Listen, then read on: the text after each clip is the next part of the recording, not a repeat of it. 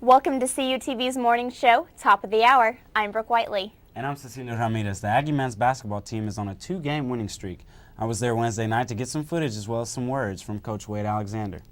And in Massachusetts, we have a real-life Cinderella story. A 16-year-old girl was abused into being a slave for her aunt. Plus, we have some new information regarding the Natalee Holloway case. Top of the hour is next.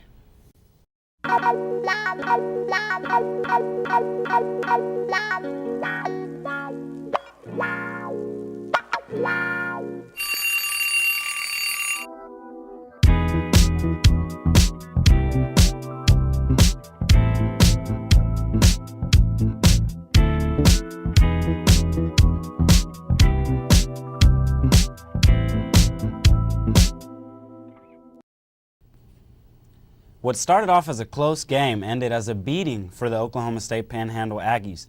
The Cameron men's basketball team shot 49.3% from the field and 52.9% from three-point range. Now let's go to the sidelines of the second home game for CU and a quick introduction of all the great players. The Aggie men's basketball team is on a roll this year. Former East Central University assistant coach Wade Alexander has led the team to a 2-0 season.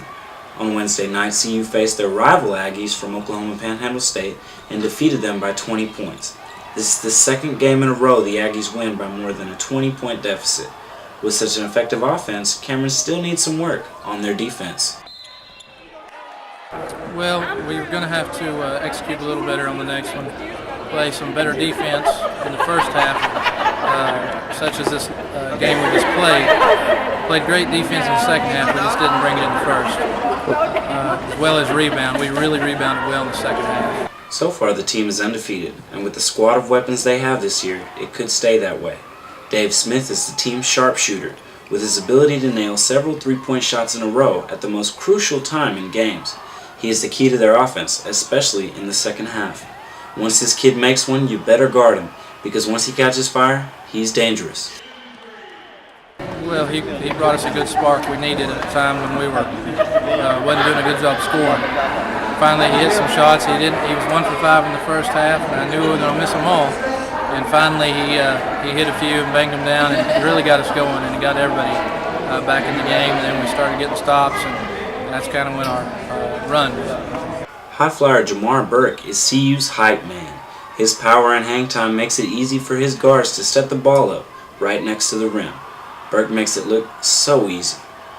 By far the biggest surprise and the most impressive player for the Aggies is number 13 from Apache, Oklahoma, Callan Glasgow. His numbers this season are incredible.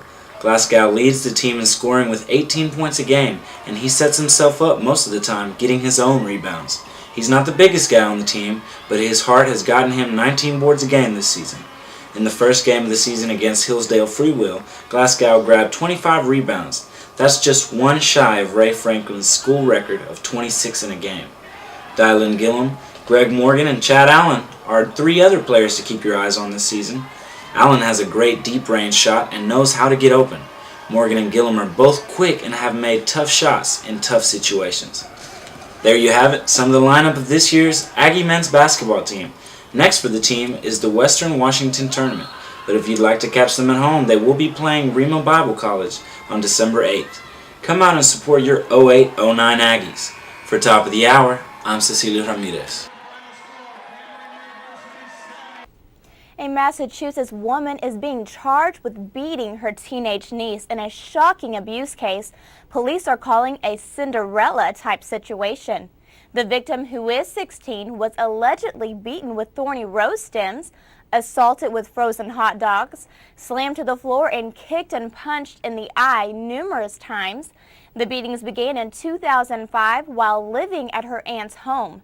The aunt, 35-year-old Mara Escobar, was held on a $2,500 bail after pleading not guilty at her arraignment.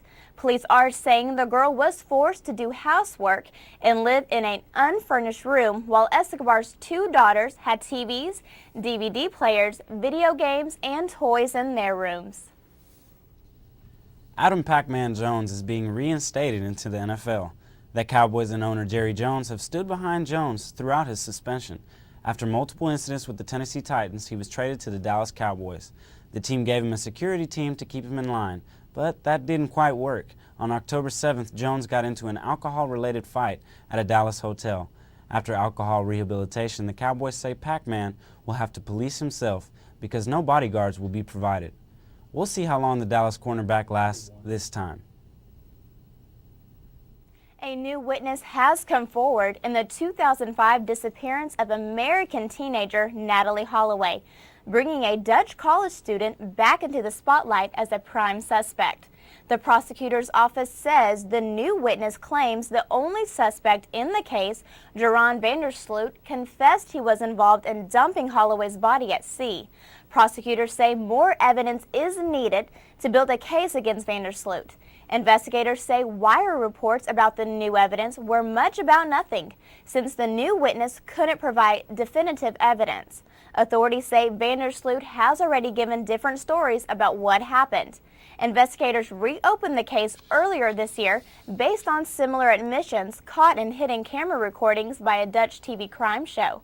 In February, judges rejected an attempt to arrest Vandersloot for a third time in Holloway's disappearance. He had been released due to insufficient evidence the first two times he was arrested. Now on to our entertainment story of the day. Paris Hilton is single yet again. Good Charlotte guitar player Benji and Paris have decided to call it quits after 9 months. Hilton's publicist says the two will remain good friends. The ex-couple have been photographed wearing rings with each other's initials. Benji's twin brother Joel has a daughter with Hilton's longtime friend Nicole Richie. So what do you think about that, Cecilia? Oh, I'm so surprised. I just think it's funny because every time the news coverage or any kind of entertainment coverage is done, they always talk like Paris is going to be with these guys forever. Exactly. Like, she thinks they're like a pair of shoes. Yeah. I think she goes through her boyfriends faster than her shoes. Yeah, She's pretty funny. Benji was the boyfriend for 2008. There'll be another one for 09. There'll be another one for 2010. Well, hasn't she been engaged for like 5 times? I don't know. I try not to follow Yeah, Paris exactly. that much. Thanks for joining us once again on our morning show. We hope you enjoyed it. Check out our CUTV lineup on YouTube.com. Search CUInternetTV with no spaces to see any of our new shows, including In the Huddle, Film Geek, and our telenovela, Pasión Universitaria. This Spanish soap opera is the story of a Puerto Rican couple who decide to move to the U.S. to pursue their degrees in medicine. The second chapter is on YouTube. If you haven't heard, it has been uploaded. Fernando and Maria Isabel get a taste of what school in the States is like. Yeah, in the brand new episode, just check it out. We love comments, by the way. Until next time, this has been Cecilia Ramirez. And I'm Brooke Whiteley. Have a happy and safe Thanksgiving.